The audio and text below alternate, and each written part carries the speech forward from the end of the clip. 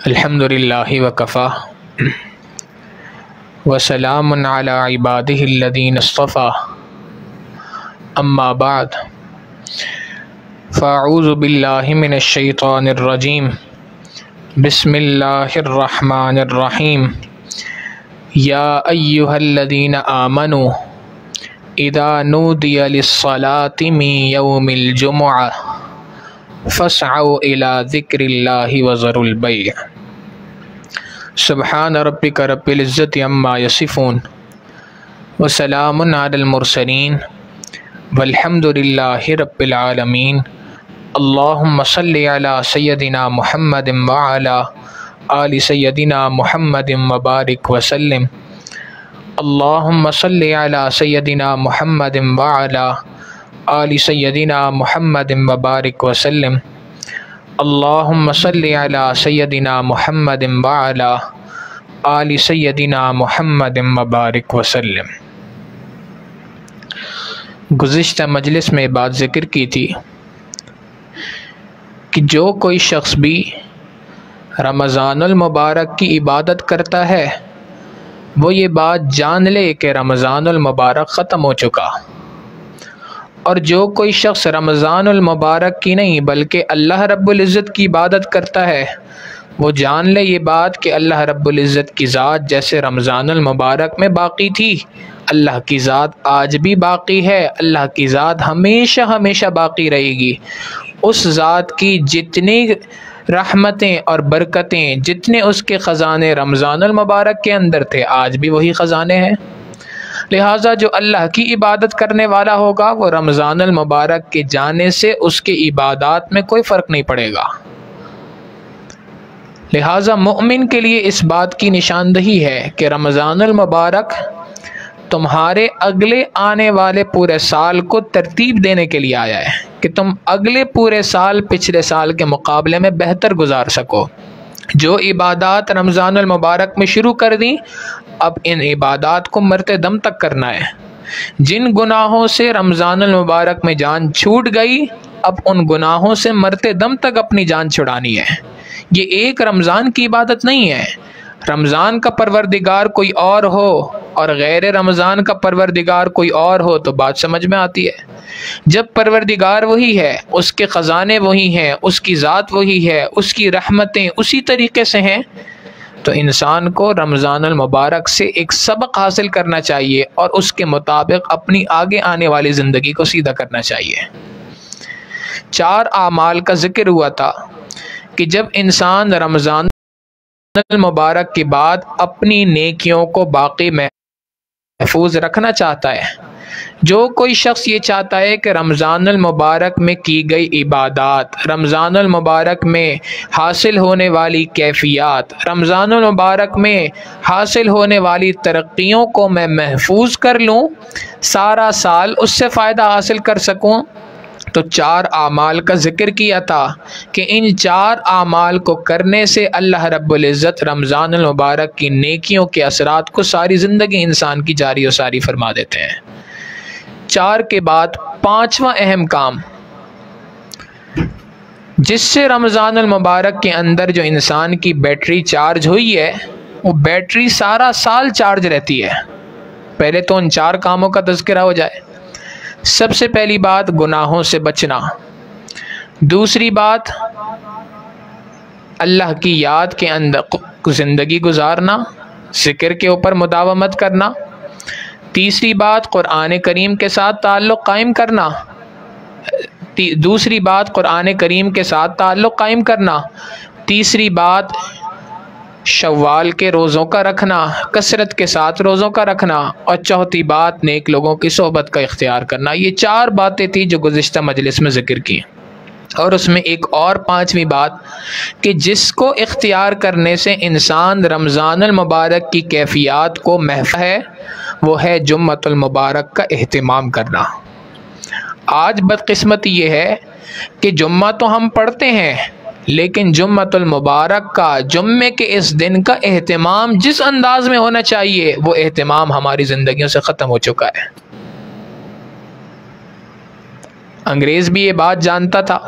چنانچہ اس نے اس پر بڑی محنت کی کہ کسی طریقے سے مسلمانوں کا چھٹی کا یہ دن ختم کر دیا جائے۔ ایک وقت تھا ہمارے بڑوں کی زندگی میں کہ جب جمعے کے دن چھٹی ہوا کرتی تھی، اس دن میں سارا دن لوگ تیاری کیا کرتے تھے، صبح کو آرام کرتے تھے تھوڑی دیر، پھر 10-11 بجے اٹھتے تھے، جمعے کی ایک تیاری ہوا کرتی تھی، وقت سے پہلے مسجد جایا جاتا تھا، مسجد میں پہنچ کر عبادات کی جاتی تھیں، اور اس کے بعد تسلی سے جمعہ پڑھ کے گھر آیا کرتے تھے، پھر آرام کیا کرتے تھے۔ مگر کفر اس بات کو جانتا تھا، اس نے محنت کی، اور اس کی محنت کا نتیجہ یہ نکلا کہ جمعے کے دن کی چھٹی ختم ہو گئی۔ اب چھوٹا بچہ ہے تو وہ بھی اسکول کے لیے بھاگ رہا ہے،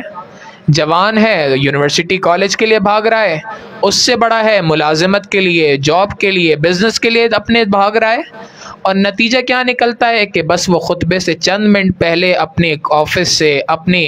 جاب سے، اپنی جہاں کہیں ہے وہاں سے نکلے، اور جس لباس میں ہیں ویسے ہی پہنچے، وضو کیا اور مسجد کے اندر داخل ہو گئے۔ جمعہ تو ادا ہو گیا، لیکن جمعے کا جو اہتمام ہمارے بڑوں کی زندگی میں تھا، آج ہماری زندگی سے ختم ہو گیا۔ اللہ رب العزت نے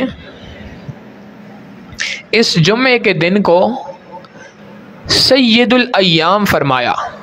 یہ جمعے کا دن بقیہ تمام دنوں کا سردار ہے۔ نبی علیہ الصلوۃ والسلام نے ارشاد فرمایا، افضل الایام الجمعہ،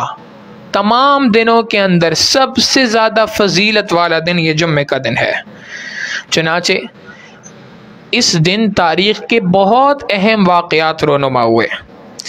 نبی علیہ الصلوۃ والسلام نے ارشاد فرمایا کہ اللہ رب العزت نے جمعے کے دن کو دیگر تمام دنوں پر فضیلت عطا فرمائی ہے، اور اسی دن اللہ رب العزت نے آدم علیہ الصلوۃ والسلام کو پیدا فرمایا تھا، اسی دن آدم علیہ السلام کی وفات ہوئی۔ گویا اس کائنات کے اندر انسان کی تخلیق کی ابتدا جمعے کے دن سے ہوئی۔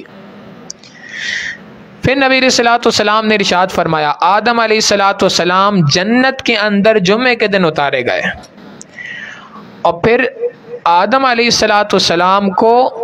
جو فرشتوں کو حکم دیا کہ تم اسجدوا لآدم، آدم علیہ السلام کو سجدہ کرو، تو فرشتوں سے آدم علیہ السلام کو جو سجدہ کروایا گیا وہ دن بھی جمعے کا دن تھا۔ یعنی جس دن تمام کی تمام مخلوقات پر انسان کو فضیلت عطا کی گئی وہ دن بھی جمعے کا دن تھا۔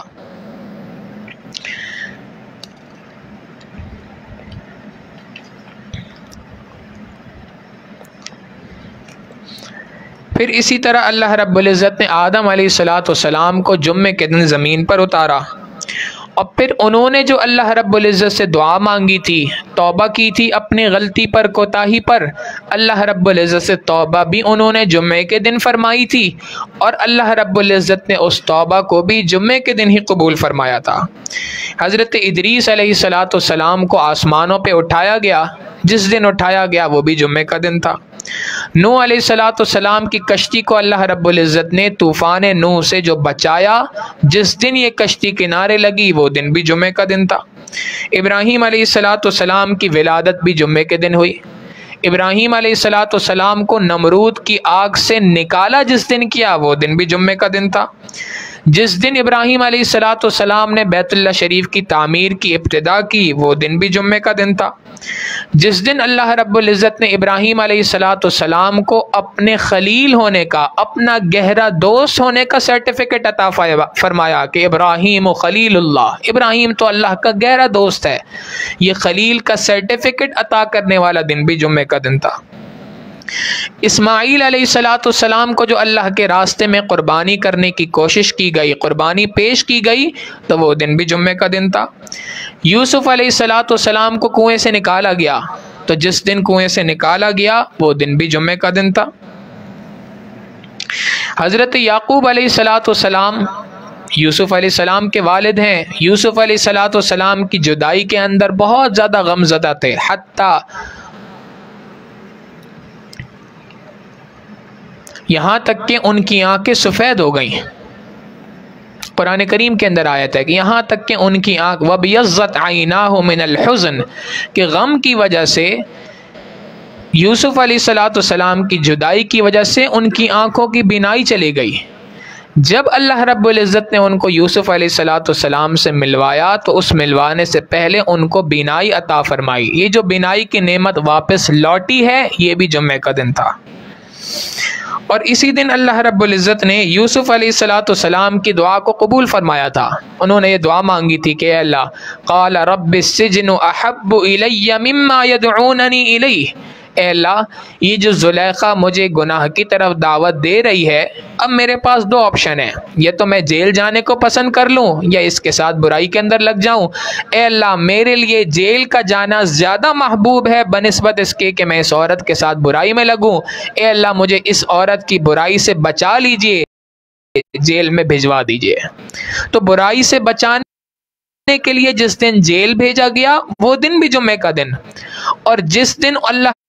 رب العزت نے ان کو عزتوں سے نوازا، دنیا کے اندر ان کی براءت کا اعلان ہوا، جیل سے باہر نکلے، وزیر خزانہ مقرر ہوئے، وہ دن بھی جمعے کا دن تھا. پھر اسی طریقے سے داؤد علیہ السلام کی خطا بھی اللہ رب العزت نے جمعے کے دن معاف فرمائی. سلیمان علیہ السلام کو جمعے کے باہر نکالنے کے لیے دن کا انتخاب فرمایا تو جمعے کا دن تھا. عیسیٰ کو ہوا نبی علیہ السلام کے ہاتھوں پر جمعے کا دن. یہی وہ دن تھا اللہ کے محبوب صلی اللہ علیہ وسلم مکہ مکرمہ میں داخل ہو رہے ہیں اور یہ ارشاد فرما رہے ہیں الحمدللہ وحدہ ونصر عبدہ وہزم الاحزاب وحدہ. تمام تعریفیں اس اللہ کے لیے ہیں جس نے اپنے بندے کی مدد کی اور اس کے مقابلے میں دشمن کو شکست دی. اس اکیلے نے تمام کی تمام دشمن کی جماعتوں کو نیست و نابود کر دیا. تو جس دن یہ واقعہ پیش آیا وہ بھی جمعے کا دن. غزوہ بدر کے اندر مسلمانوں کو فتح ہوئی، 313 افراد نے 1000 کے لشکر کو شکست دے دی، جمعے کا دن. سیدنا حسین رضی اللہ تعالیٰ عنہ کی جو شہادت ہوئی کربلا کے میدان میں، جمعے کا دن تھا. تو جمعے کے دن کو اللہ رب العزت نے دیگر تمام ایام کا سردار مقرر فرمایا اور اس دن کو دیگر تمام دنوں پر فضیلت عطا فرمائی. یہی وجہ ہے کہ تاریخ اسلام کی اہم ترین واقعات سارے کے سارے جمعے کے دن ہوئے ہیں. اسلام لانے سے پہلے اس جمعے کے دن کو یوم العروبہ کہا جاتا تھا، کھلا ہوا دن، عظمت والا دن. مگر جب اسلام آیا تو اللہ کے محبوب صلی اللہ علیہ وسلم نے قرآن کریم کی اس آیت کے مصداق اس دن کا نام یوم الجمعہ رکھ دیا. اور جمعہ کس وجہ سے رکھا کہ اس دن جمعہ جمعیت سے ہے، جمع ہونے کو کہتے ہیں. اللہ رب العزت کے محبوب صلی اللہ علیہ وسلم فرماتے ہیں ان فیہ جمعت طینۃ ابیکم آدم، بے شک اس دن آدم علیہ السلام کی مٹی کو جمع کیا گیا. اس وجہ سے چونکہ مٹی کو جمع کیا گیا، اجتماع تھا، اس وجہ سے اس دن کا نام بھی جمعے کا دن رکھ دیا گیا. سیدنا سلمان فارسی رضی اللہ تعالیٰ عنہ نے نبی علیہ السلام سے پوچھا اے اللہ کے محبوب صلی اللہ علیہ وسلم یہ جمعے کا دن کیا ہے؟ نبی علیہ السلام نے ارشاد فرمایا، نبی علیہ السلام نے حضرت سلمان فارسی رضی اللہ تعالیٰ عنہ سے پوچھا اے سلمان یہ جمعہ کا دن کیا ہے؟ حضرت سلمان رضی اللہ تعالیٰ عنہ نے فرمایا اللہ و رسولہ عالم، اللہ اور اس کے رسول صلی اللہ علیہ وسلم زیادہ بہتر جانتے ہیں. نبی علیہ السلام نے ارشاد فرمایا یہ وہ دن ہے جس دن اللہ رب العزت نے تمہارے ماں باپ یعنی آدم اور حوا کو زمین پر جمع فرمایا تھا. لہٰذا چونکہ ان کو جمع کیا اس وجہ سے اس دن کا نام بھی جمعہ پڑ گیا، اور چونکہ یہاں پر جمع کرنا تھا لہٰذا اللہ رب العزت نے اس دن کی مناسبت سے اس دن کی سب سے افضل ترین عبادت اجتماع کر دی. تمام کے تمام لوگ جہاں کہیں بھی رہتے ہیں، جس رنگ کے، جس نسل کے، جس روپ کے، جہاں کہیں بھی ہیں، سب کے سب جمع ہو جائیں، اکٹھے ہو جائیں ان کے اکٹھا ہونے کے لیے. اس اجتماعیت کتنا پسند ہے. قرآن کریم میں اللہ رب العزت ارشاد فرماتے ہیں یا ایھا الذین آمنوا، اے ایمان والوں، اذا نودی للصلاۃ من یوم الجمعہ، جب مؤذن جمعے کے دن جمعے کی اذان کے ذریعے سے تمہیں اللہ کی طرف پکار رہا ہو، جب جمعے کی اذان کہی جا رہی ہو، فاسعوا الی ذکر اللہ، اللہ کی یاد کی طرف، اللہ کے ذکر کی طرف دوڑو. علماء نے لکھا یہ جو ممبر پہ بیٹھ کر خطیب خطبہ دے رہا ہے، بیان کر رہا ہے جمعے کے دن، یہ اللہ کی یاد ہے، اس کے لیے لفظ ذکر اللہ استعمال ہوا۔ فَاسْعَوْا إِلَىٰ ذِكْرِ اللَّهِ، اللہ کے ذکر کی طرف دوڑو۔ تو اس کے لیے اللہ نے اپنی یاد کا لفظ ذکر کیا، اور اس کے لیے یہ نہیں کہا کہ جاؤ اللہ کی یاد کی طرف، پہنچو اللہ کی یاد کی طرف، نہیں، فَاسْعَوْا دوڑو اللہ کی یاد کی طرف۔ اور کیسے دوڑنا ہے؟ وَذَرُوا الْبَيْعَ، اپنے کام کاروبار ملازمت تمام چیزوں کو چھوڑ دو۔ ذَلِكُمْ خَيْرٌ لَكُمْ إِن كُنتُمْ تَعْلَمُونَ، اگر تم واقعی جاننے والے ہو، علم رکھنے والے ہو، تو تمہیں یہ بات سمجھ لینی چاہیے کہ یہ تمہارے لیے بہتر ہے۔ فَإِذَا قُضِيَتِ الصَّلَاةُ، جب نماز جمعہ سے فارغ ہو چکے ہو، فَانْتَشِرُوا فِي الْأَرْضِ، اب زمین پہ پھیل جاؤ، وَابْتَغُوا مِن فَضْلِ اللَّهِ، اللہ کے فضل کو، اللہ کے رزق کو تلاش کرو۔ اور یہ اللہ کے رزق کو، دیے ہوئے رزق کو تلاش کرنا ہے تو تلاش کرتے وَاذْكُرُوا اللَّهَ كَثِيرًا، اللہ کو یاد کرتے رہو، ساتھ میں اللہ کے رزق کو تلاش کرو، کام کاروبار میں لگ جاؤ، لعلکم تفلحون، تاکہ تم کامیاب ہو جاؤ، دنیا میں بھی کامیابی ملے گی، آخرت میں بھی کامیابی ملے گی۔ اللہ رب العزت فرما رہے ہیں کہ جمعے کا دن ہو، اذان جمعہ ہو، تمام کام کاروبار سب چیزیں چھوڑ دو اور بھاگو اللہ کے ذکر کی طرف، چھوڑ دو ان سب کو اور مسجد کا رخ کرو۔ جب نماز سے فارغ ہو جاؤ، اب اللہ رب العزت نے جو تمہیں روزگار مہیا کیا ہے اس کے اندر جت جاؤ، لگ جاؤ۔ ہمارا معاملہ بالکل الٹ ہے، نماز سے پہلے کام کاروبار دکانیں بند نہیں ہوتی ہیں، چھوٹتی نہیں ہیں، جب تک کہ خطبہ اپنے اختتام تے نہ پہنچے، اور نماز مکمل کر کے گھر جا کے سونے کا ارادہ ہوتا ہے۔ جب اللہ فرما رہے ہیں دکان بند کر دو، ہم نے دکان کھولی ہوئی ہے۔ جب اللہ رب العزت فرما رہے ہیں اب دکانیں کھول دو، کاروبار کھول دو، کام میں لگو، ہم اس وقت پر آرام طلبی کے اندر لگے ہیں۔ یہ تو برکت کا وقت تھا، اللہ خود فرما رہے ہیں کہ بھائی اس وقت پہ اللہ کے دیے ہوئے رزق کو تلاش کرو۔ لہٰذا اللہ رب العزت کو یہ جمعے کا دن اتنا پسند ہے، اس دن کی اجتماعیت اتنی پسند ہے کہ خرید و فروخت، تجارت جو حلال چیز تھی اللہ نے اس سے بھی منع کر دیا، اب اس حلال چیز کو بھی ترک کر دو، چھوڑ دو اس کو۔ اس جمعے کی بڑے فضائل احادیث مبارکہ میں آتے ہیں۔ اللہ رب العزت اس جمعے کا اہتمام کرنے والے سے بہت خوش ہوتے ہیں۔ حدیث مبارکہ میں آتا ہے، نبی علیہ الصلوۃ والسلام نے ارشاد فرمایا، جو شخص جمعے کی نماز کا اہتمام کرتا ہے، اللہ رب العزت ایک جمعے سے دوسرے جمعے کے درمیان اس کی لغزشیں جو اس سے ہوئی ہیں اللہ تعالیٰ ان تمام گناہوں کو معاف فرما دیتے ہیں۔ ایک جمعے سے دوسرے جمعے تک نماز پڑھنے کی برکت سے پچھلے درمیان کے سارے گناہ معاف ہو گئے۔ علماء نے اس کی تفصیل لکھی ہے، اگر انسان توبہ کی نیت کے ساتھ جمعہ کی نماز پڑھے گا، صغیرہ گناہ بھی معاف ہو جائیں گے، کبیرہ گناہ بھی معاف ہو جائیں گے، ہر قسم کے گناہوں کو اللہ معاف فرما دیں گے۔ پھر علماء نے لکھا کہ ایک ہے نماز جمعہ کا ادا کرنا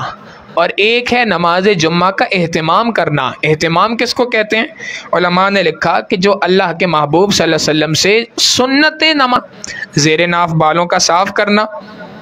صاف کپڑے پہننا، خوشبو لگانا، جمعے کی نماز کے لیے الگ سے کپڑوں کا انتظام کرنا۔ یہ نہیں کہا جا رہا کہ ہر جمعے کو نئے کپڑے پہنے، لیکن جمعے کا اہتمام یہ ہے کہ جمعے کے وقت پر نئے صاف ستھرے کپڑے پہنے۔ اب علماء نے ایک تفصیل اور لکھی کہ جمعے کے دن غسل کرنے کے 2 درجے ہیں۔ ایک درجہ تو یہ ہے کہ جمعے کے دن کسی بھی وقت پہ غسل کر لیا، جمعرات کی رات سے مغرب کے بعد سے جمعے کا وقت شروع ہو گیا،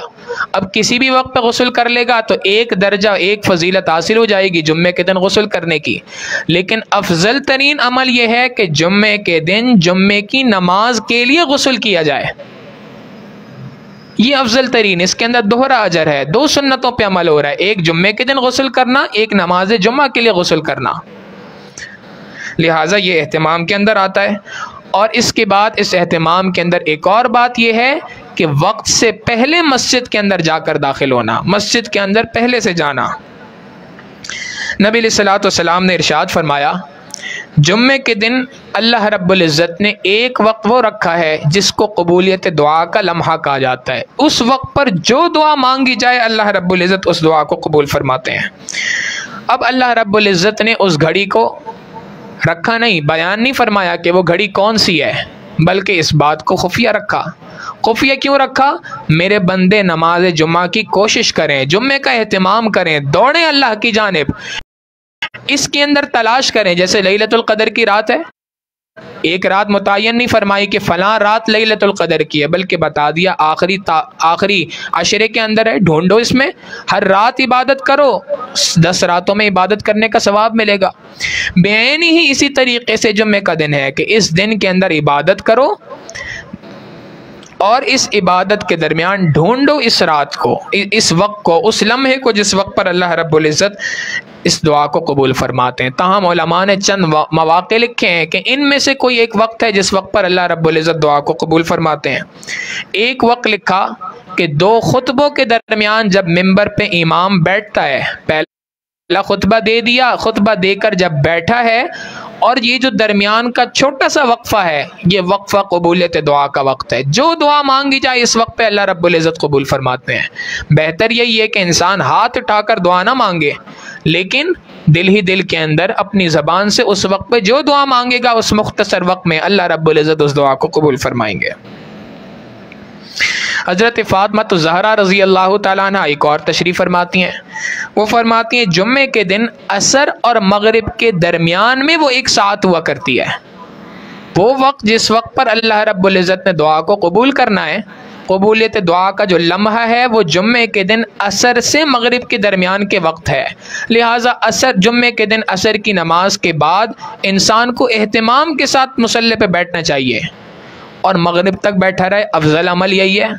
لیکن اگر ایسا نہیں کر سکتا، آخری درجہ یہ ہے کہ جمعے کے دن مغرب کی نماز سے 15-20 منٹ پہلے مسجد میں آ کے بیٹھ جائے، گھر کے اندر مصلی پہ بیٹھ جائے، اس وقت پر اہتمام کے ساتھ دعا مانگے۔ یہ قبولیت دعا کا لمحہ ہے، اس وقت پر مانگی گئی دعا کو اللہ رب العزت قبول فرماتے ہیں۔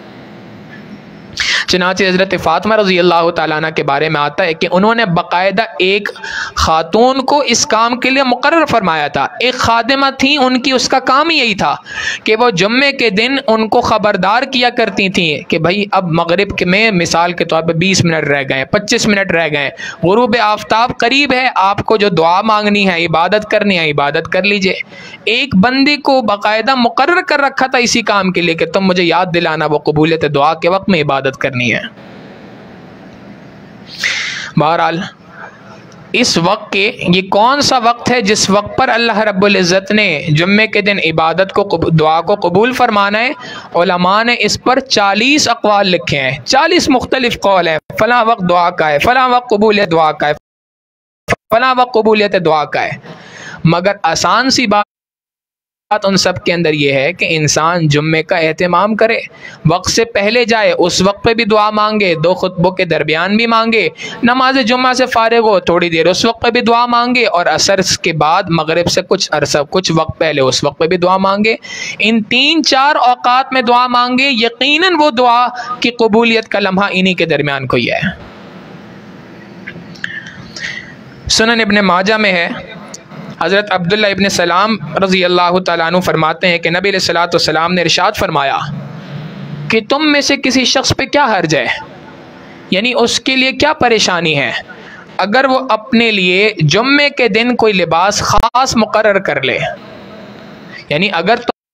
تم میں سے کوئی شخص اپنے لیے جمعے کا اہتمام کرنے کی نیت سے صاف ستھرا جوڑا جمعے کے لیے خاص مختص کر لے کہ جمعے کے دن یہ اچھا دھلا ہوا صاف ستھرا جوڑا پہننا ہے، اگر تم اس کام کو مقرر کر لو تو اس مقرر کرنے میں کون سی بڑی بات ہے، کون سا مشکل کام ہے تمہارے لیے، کیا حرج ہے اس کے اندر؟ اگر کوئی حرج نہیں ہے، تمہارے لیے مشکل نہیں ہے، اللہ نے طاقت دے رکھی ہے، تو اس کام کو ضرور کرو۔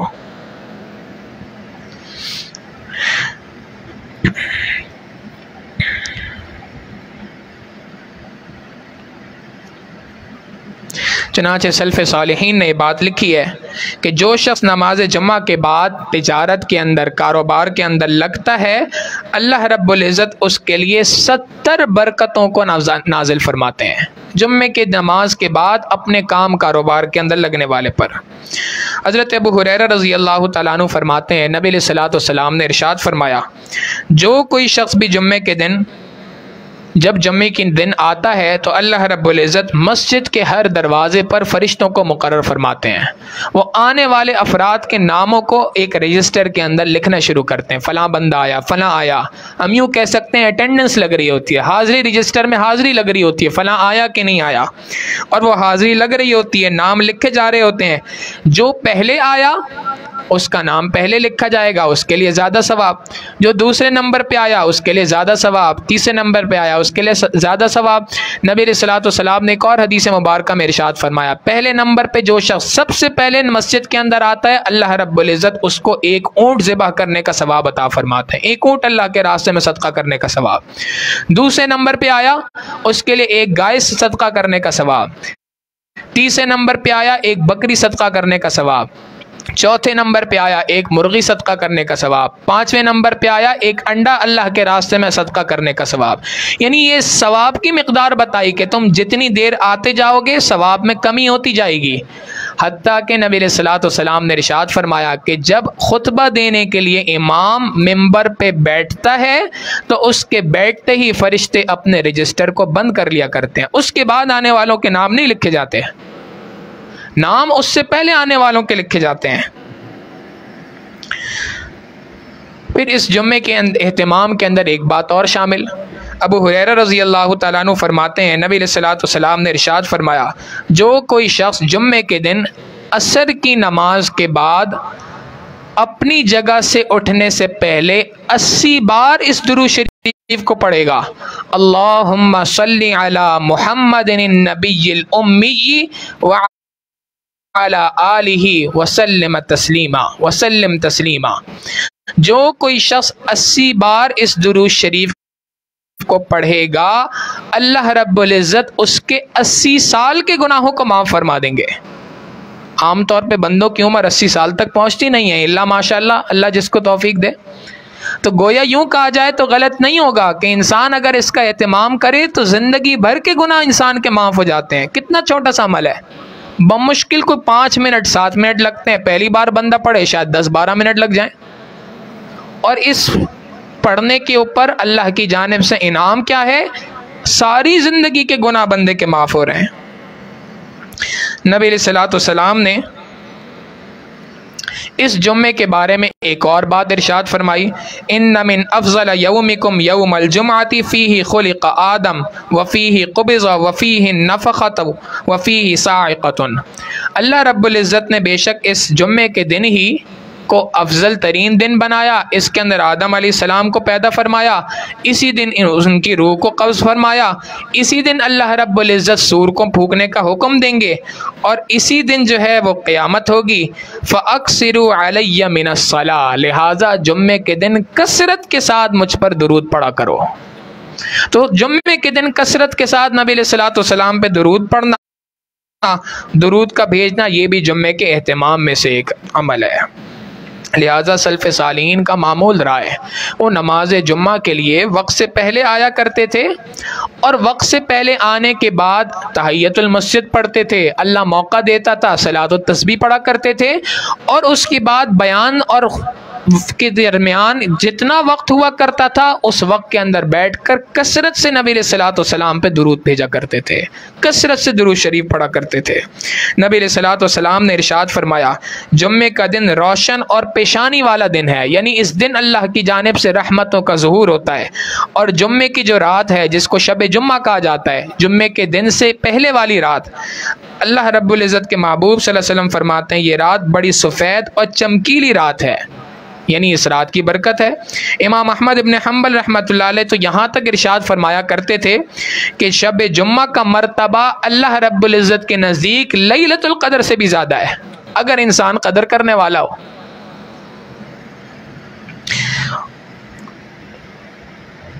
اور اس کی دلیل دیا کرتے تھے کہ اس کی دلیل یہ ہے، نبی علیہ الصلوۃ والسلام کی تشریف آوری دنیا کے اندر جو ہوئی، ایک قول تو ہے پیر کے دن کا، یہ بات یاد رکھیں، نبی علیہ الصلوۃ والسلام کی وفات 12 ربیع الاول پیر کا دن تھا، اس میں کسی قسم کا اختلاف نہیں۔ پیدائش کب تھی اس کے بارے میں مختلف اقوال ہیں، 9 ربیع الاول، 12 ربیع الاول، 11 ربیع الاول، مختلف اقوال ہیں۔ دن کون سا تھا اس کے بارے میں بھی مختلف اقوال ہیں۔ ایک قول ہے پیر کا دن، لیکن وہ قول ضعیف ہے۔ زیادہ صحیح قول، زیادہ بہتر قول ہے جمعرات کا دن، یعنی شب جمعہ۔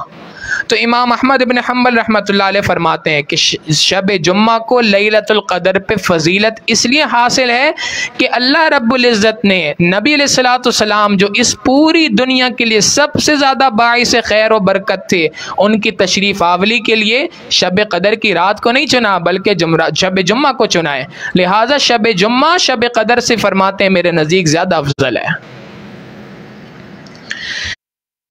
پھر اس جمعے کے اہتمام کے اندر ایک اور بات، سورہ کہف کی تلاوت کا کرنا۔ نبی علیہ الصلوۃ والسلام نے ارشاد فرمایا جو کوئی شخص بھی سورہ کہف جمعے کے دن پڑھتا ہے، اگلے آنے والے جمعے تک، یہ جو 8 دن ہیں درمیان کے، اس کے درمیان میں اگر دجال کا فتنہ ظاہر ہو جائے، اللہ رب العزت دجال کے فتنے سے ایسے بندے کی حفاظت فرماتے ہیں۔ پھر نبی علیہ الصلوۃ والسلام نے یہ بات بھی ارشاد فرمائی کہ جب خطیب خطبہ دینے کے لیے کھڑا ہو جائے، اب اس وقت پر فلا صلاۃ ولا کلام، کسی قسم کی کوئی بات چیت کی اجازت نہیں، کسی قسم کی نماز پڑھنے کی اجازت نہیں۔ اب کوئی نماز نہیں ہے، سنتیں اگر رہ گئی ہیں شریعت کہتی ہے اب پڑھنے کی اجازت نہیں، بیٹھ کے خطبہ سنو۔ یہ خطبے کا سننا واجب ہے، بغیر خطبے کے جمعے کی نماز ادا ہی نہیں ہوتی ہے،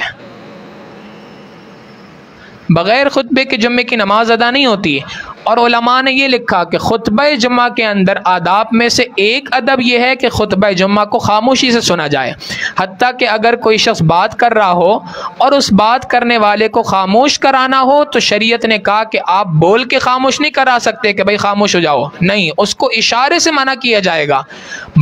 خاموش رہنے کے لیے بھی بولنا ناجائز ہے، اس لیے کہ جیسے نماز کے اندر خاموشی اختیار کرنی تھی، خطبہ جمعہ کا بھی ویسے ہی حکم ہے، لہٰذا خاموشی کے ساتھ جمعہ کی نماز کا خطبہ سنا جائے۔ دوسرا حکم، دوسرا ادب خطبہ جمعہ کا یہ ہے کہ خطبہ جمعہ کو نماز کی حالت میں بیٹھ کر سنا جائے، اگر بدن اجازت دے رہا ہو اتحیات کی شکل میں بیٹھ کے سنا جائے۔ اتحیات کی شکل میں بیٹھنا مشکل ہو، پاؤں سن ہو جاتا ہو، کوئی اور تکلیف ہو، شریعت نے اجازت دی، چوکڑی مار کے بھی بیٹھ سکتا ہے، لیکن تاہم جس حد تک اپنے آپ کو نماز کے قریب کر سکتا ہے۔ ہماری حالت یہ ہوتی ہے کہ جمعے کی اذان، جمعے کا خطبہ ہو رہا ہے، ہم ٹیک لگا کے بیٹھے ہیں، اور کئی مرتبہ ٹیک لگا کے بیٹھے ہیں اس حال میں کہ ہمارا رخ قبلے کی طرف نہیں ہے۔ شریعت کا حکم ہے قبلہ رخ ہو کر سننا ہے، توجہ کے ساتھ سننا ہے۔ اور تیسرا ادب کہ جب خطیب خطبہ دے رہا ہو تو اس وقت پر خطیب کے چہرے کو دیکھنا۔ ہمارا حال یہ ہے کہ ہم اس وقت پہ مراقبے میں بیٹھ جاتے ہیں، آنکھیں بند کر کے بیٹھ جاتے ہیں۔ یہ مراقبہ کرنے کا وقت نہیں ہے، یہ آنکھیں بند کر کے بیٹھنے کا وقت نہیں ہے، اس وقت پر خطیب کے چہرے کو دیکھنا ہے۔ حدیث مبارکہ کی ایک روایت ہے جس کا مفہوم ہے، امام ربانی مجدد الفسانی رحمۃ اللہ علیہ ارشاد فرماتے ہیں کہ خطبہ جمعہ کے وقت پہ خطیب کا دیکھنا یہ اصل میں اللہ کی جانب سے پریکٹس ہے اس بات کی کہ میرے بندوں کل قیامت کے دن تمہیں میرا دیدار اسی طریقے سے نصیب ہوگا۔ یہ اس کی پریکٹس ہے، جو جس اہتمام کے ساتھ خطیب کو دیکھے گا اللہ رب العزت اس کو اتنا قریب سے اپنا دیدار نصیب فرمائیں گے۔ لہٰذا اس کے لیے پہلی صفوں میں جا کے بیٹھے، اگلی صفوں میں جا کے بیٹھے، اور خطیب کی جانب دیکھنا اللہ رب العزت نے اس کو آداب خطبہ میں سے ایک ادب ارشاد فرمایا۔ اور اسی سے متعلق ایک اور بات، اور وہ یہ ہے کہ خطبہ جمعہ کی ادائیگی کے وقت پر، خطبے کے وقت پر اگر انسان پہلی صف کے اندر ہے، ایسی اس میں ہے کہ خطیب کی جانب دیکھ نہیں سکتا، اور خطیب کی جانب دیکھنے کی صورت میں قبلے سے تھوڑا پھرنا پڑ رہا ہے،